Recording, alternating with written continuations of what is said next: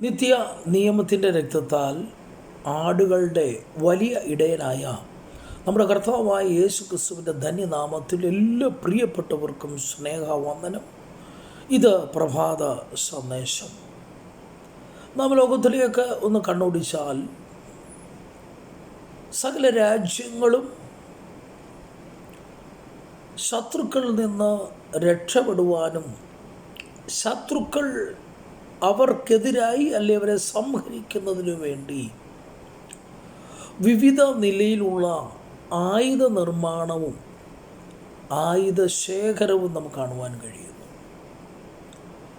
ഓരോ ദിനങ്ങൾ കഴിയും തോറും, ആഴ്ചകൾ അല്ലെങ്കിൽ മാസങ്ങൾ കഴിയും തോറും വിവിധ നിലയിലുള്ള ആധുനികപരമായ അല്ലെങ്കിൽ ആധുനികമായ അനേക ആയുധങ്ങൾ സൃഷ്ടിച്ചുകൊണ്ടിരിക്കുകയാണ്.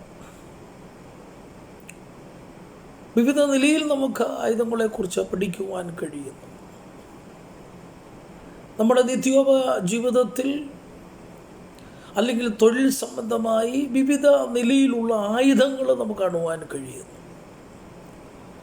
എന്നാൽ വേദപുസ്തകത്തിലേക്ക് നമുക്ക് കണ്ണോടിച്ചാൽ യെശയ്യാപ്രവചനം 54 അധ്യായത്തിൻ്റെ 17 വാക്യത്തിലേക്ക് വരുമ്പോൾ ഇവിടെ പ്രവാചകൻ ഇങ്ങനെ കർത്താവിൻ്റെ അരുളപ്പാട് പറയുന്നു: നിനക്ക് വിരോധമായി ഉണ്ടാക്കുന്ന യാതൊരായുധവും ഫലിക്കുകയില്ല. നിനക്ക് വിരോധമായി ഉണ്ടാക്കുന്ന ആയുധം, ഉണ്ടായിരുന്ന ആയുധമല്ല, ഉണ്ടാക്കുന്ന ആയുധം. അതിൽ നമുക്കൊരു കാര്യം മനസ്സിലാക്കുവാൻ കഴിയുന്നത്, ഇന്നലെ വരെ നമുക്കെതിരെ ശത്രു ഉണ്ടാക്കിയ ആയുധങ്ങൾ ചിലത് പരാജയപ്പെട്ടത് കൊണ്ടാണ് നമുക്ക് നേരെ അയച്ച, നമുക്കെതിരെ പ്രവർത്തിച്ച, നമുക്കെതിരെ ഉപയോഗിച്ച ചില ആയുധങ്ങൾ പരാജയപ്പെട്ടത് കൊണ്ടാണ് ഒരുപക്ഷെ ഇന്ന് ഒരു പ്രഭാതം കൂടി ഒരു പകലൂടെ കാണുവാൻ ഭാഗ്യം ലഭിച്ചത്. ഓരോ ദിവസവും നമ്മെ തകർക്കുവാൻ വേണ്ടി മിനിറ്റുകൾ തോറും, സെക്കൻഡുകൾ തോറും എന്ന് വേണേൽ പറയാം, ശത്രു വിവിധ നിലയിലുള്ള ആയുധങ്ങളാണ് നമുക്കെതിരെ അയക്കുവാൻ തയ്യാറായി നിൽക്കുന്നത്. വിവിധ നിലയിലുള്ള ആയുധങ്ങൾ അവൻ നമുക്കെതിരെ ഉണ്ടാക്കിക്കൊണ്ടിരിക്കുകയാണ്. എന്തിനു വേണ്ടി? നാം അനുഗ്രഹം പ്രാപിക്കാതിരിക്കാൻ, നാം അഭിവൃദ്ധി പ്രാപിക്കാതിരിക്കാൻ, നാം ദൈവത്തിനോട് അടുക്കാതിരിക്കുവാൻ, ദൈവത്തിൽ നകലുവാൻ,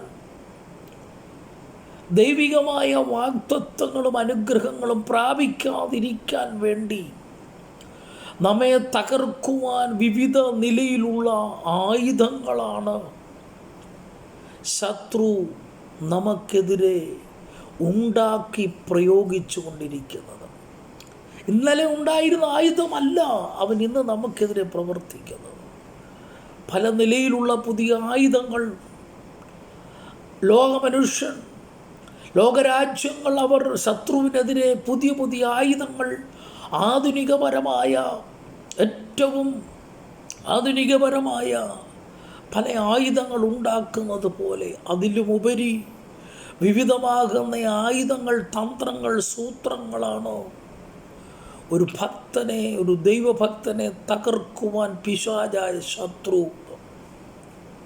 അതുകൊണ്ട് ദിവസങ്ങളിൽ നമ്മൾ വളരെ കരുതലോടെ അപ്പോസ്തലനായ പൗലോസ് പറഞ്ഞതുപോലെ ഒടുവിൽ കർത്താവിലും അവൻ്റെ അമിത ബലത്തിലും ശക്തിപ്പെടുവിൻ. പിശാചിൻ്റെ തന്ത്രങ്ങളോട് എതിർത്തു നിൽപ്പാൻ കഴിയേണ്ടതിന് ദൈവത്തിൻ്റെ സർവായുധവർഗം ധരിച്ചുകൊള്ളുവീനെന്ന് പറയുന്നത് പോലെ ശത്രുവിനെതിരെ നമുക്ക് നീങ്ങാം.